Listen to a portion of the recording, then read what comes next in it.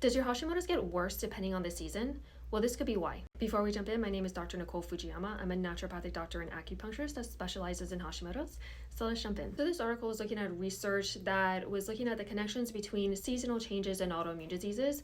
And what they found was that seasonal changes in temperature, sunlight, and circadian biology are strongly associated with shifts in immune regulation and autoimmune disease activity, influencing prevalence, flare patterns, and early life risk signatures such as birth month.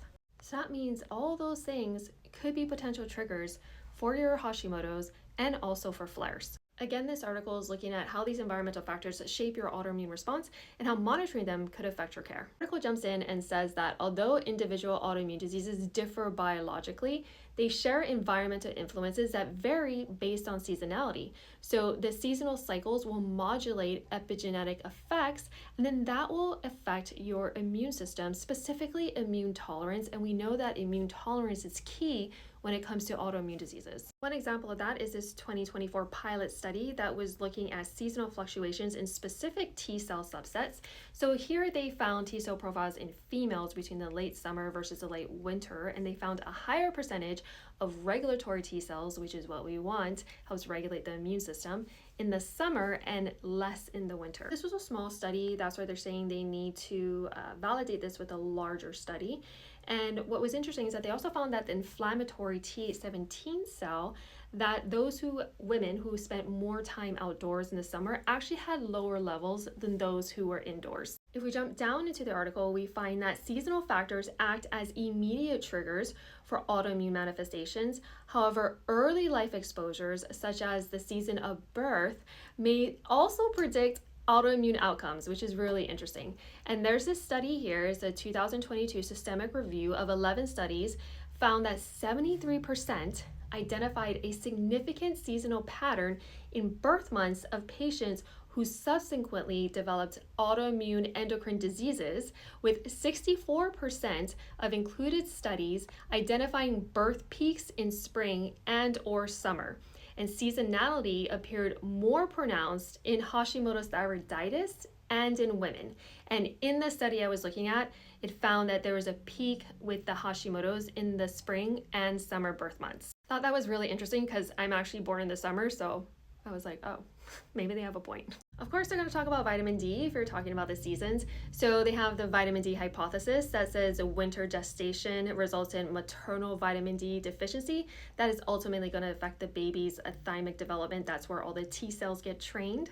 And they also compare that to the viral infection hypothesis, where perinatal exposure to seasonal viruses induces autoimmunity through molecular mimicry. So they're just talking about two other ways that could possibly affect autoimmune develop just based on the seasons. This is another way that your immune system can be affected by the seasons. So they found that approximately 23% of the human genome, including critical immune genes, exhibit significant seasonal variation in expression. So during the winter, the immune system often shifts towards a pro-inflammatory profile, and that is to help combat infectious diseases during that time, and they're saying that's how it likely evolved. But then that can also mess up people who are most susceptible to autoimmune diseases and autoimmune inflammation. So if you're wondering, well, what can I do during the seasons in order to help my immune system and support it? And one of them, of course, is vitamin D. So they found that autoimmune patients often have vitamin D insufficiencies or just straight deficiencies, and that if you get them up to an appropriate level, then that will help suppress these inflammatory cytokines and help upregulate those T regulatory cells that are going to help balance out your immune system. And of course, infections are a trigger for autoimmune diseases, a trigger for Hashimoto's. So anything you can do to really support your immune system during that time, whether it's herbs, whether it's exercise, whether it's getting fresh air, getting out in the sun, then that is going to be helpful in regulating your immune system.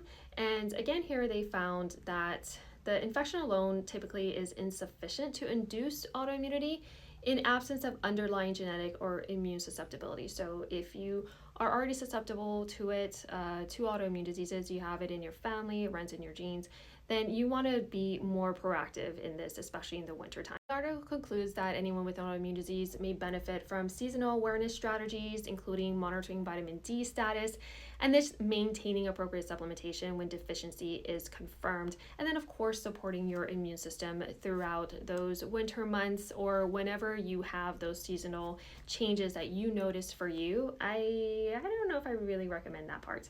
But if you have any questions, drop them below, and I'll see you next time.